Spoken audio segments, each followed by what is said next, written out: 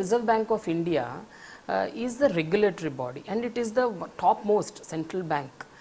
కానీ చాలా సందర్భాల్లో రకరకాల ప్రాంతాల్లో పుట్టగొడుగులుగా పుట్టుకొస్తున్న మైక్రో ఫైనాన్స్ కావచ్చు, చిట్ ఫండ్స్ కావచ్చు, రకరకాల మంది ఏవో ఇవి చేస్తాం అవి చేస్తాం అనేసి చిన్న డబ్బులు అప్పుకి ఇచ్చేస్తూ ఎక్కువ ఇంట్రెస్ట్ రేట్ల తక్కువ ఇంట్రెస్ట్ రేట్లతో ఎక్కువ ఇంట్రెస్ట్ రేట్లతో ఈ రకంగా నడుపుతూ బోర్డులు తిప్పేస్తూ సడన్గా దివాలా తీసేస్తూ ఎంతోమంది ప్రజలకు అన్యాయం జరిగింది. వీటిని ఐడెంటిఫై చేయడంలో కూడా రిజర్వ్ బ్యాంక్ ఫెయిల్ అయింది అన్న ఒక వాదన కూడా ఉంది. ఆ విషయంలో మీరేమంటారు? ముందు మనం ఈ ప్రాబ్లం అండర్స్టాండ్ చేసుకుందాం. ఈ రిజర్వ్ బ్యాంక్ రెగ్యులేటర్, బ్యాంక్స్కి రెగ్యులేటర్, నాన్ బ్యాంక్ ఫైనాన్స్ కంపెనీస్కి రెగ్యులేటర్. కానీ దేశంలో ఉన్న అన్ని ఆర్థిక సంస్థలకి రెగ్యులేటర్ కాదు. ఫర్ ఎగ్జాంపుల్ చిట్ ఫండ్స్ అన్నారు. Chit funds regulation state government వాళ్ళు చేస్తారు. ఇంకా ఏవో స్టాక్ బ్రోకింగ్ కంపెనీస్ ఉన్నాయి, దానికి రెగ్యులేషన్ సెబీ చేస్తారు. ఇన్సూరెన్స్ కంపెనీస్ ఉన్నాయి, వాటికి రెగ్యులేషన్ IRDA చేస్తుంది.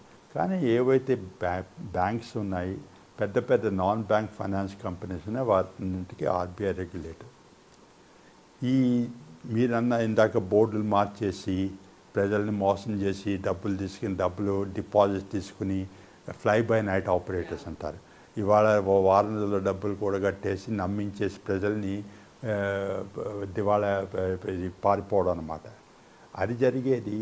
అది రెగ్యులేటరీ ల్యాబ్స్ కాదు, సూపర్విషన్ ల్యాబ్స్ కాదు, అది పోలీసింగ్ ల్యాబ్స్. ఏమిటంటే RBIకి దేశంలో గ్రామాల్లో ఏమి జరుగుతుందో తెలుసుకునే ఆ ఇంటెలిజెన్స్ ఇన్ఫ్రాస్ట్రక్చర్ లేదు. ఇవన్నీ ఇల్లీగల్ స్కీమ్స్.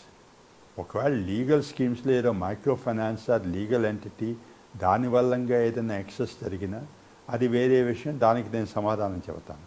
కానీ ఇదేదో వీళ్ళు ప్రతి వాళ్ళు చిట్ ఫండ్స్ అని చెప్పడం, లాటరీ అని చెప్పడం, బోర్డులు పెట్టడం, ప్రజలను నమ్మించేసి లక్షల డిపాజిట్ తీసుకుని పారిపోవడం, అదైతే స్టేట్ గవర్నమెంట్ వాళ్ళ పోలీసింగ్ ద్వారా ఇవి కనుక్కొని వాటిని అదుపులోకి తీసుకురావాలి.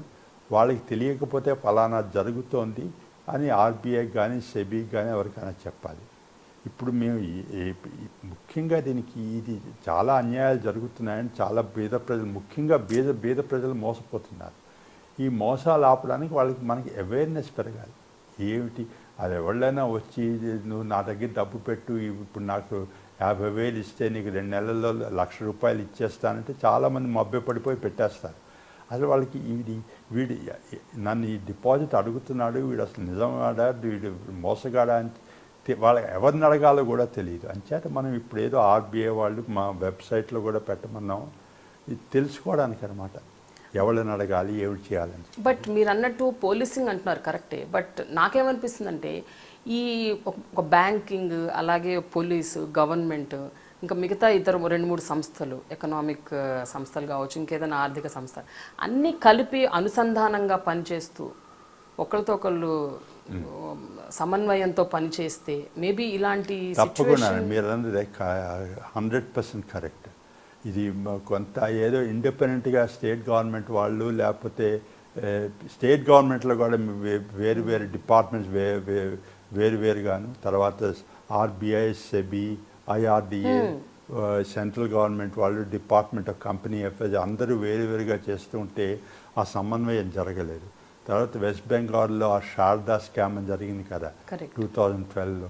దాని తర్వాత మేము అందరం కూడా ఇది మన చాలా కన్ఫ్యూజింగ్గా ఉంది ఈ వ్యవస్థ, మనకే కన్ఫ్యూషన్ ఉంది, ప్రజలకు ఇంకా కన్ఫ్యూజింగ్గా ఉందని చెప్పి అది ఒకటి కట్టుదిట్టం చేసాం. తర్వాత ఈ సమన్వయ కమిటీ అని ఒకటి state government at every state level RBI కన్వీనర్గా పెడుతున్నాం. అది నేను RBI వదిలేసాక అప్పుడు మొదలుపెట్టాం. ఇప్పుడు అది చాలా రెగ్యులర్గా జరుగుతుందని నేను విన్నాను అనమాట.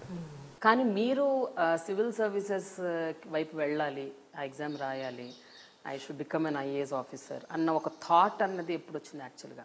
ఎందుకంటే మీరు ఫిజిక్స్ చదివారు, తర్వాత ఎకనామిక్స్ చేశారు, అంటే ఐ డోంట్ నో సైన్సెస్ నుంచి ఆర్ట్స్ వైపు వెళ్ళారు, మళ్ళీ you wanted to get in to civils. ఇదంతా అంటే యాదృచ్ఛికంగా జరిగిందా మరియు ప్లానింగ్? ఎకనామిక్స్ IASలో జాయిన్ అయ్యాక చదివానండి. సో IASలో జాయిన్ అవుతున్న ముందు IAS పరీక్ష రాసే ముందు ఫిజిక్సే చదివాను. BScలో ఫిజిక్స్ ఆనర్స్, MScలో ఫిజిక్స్.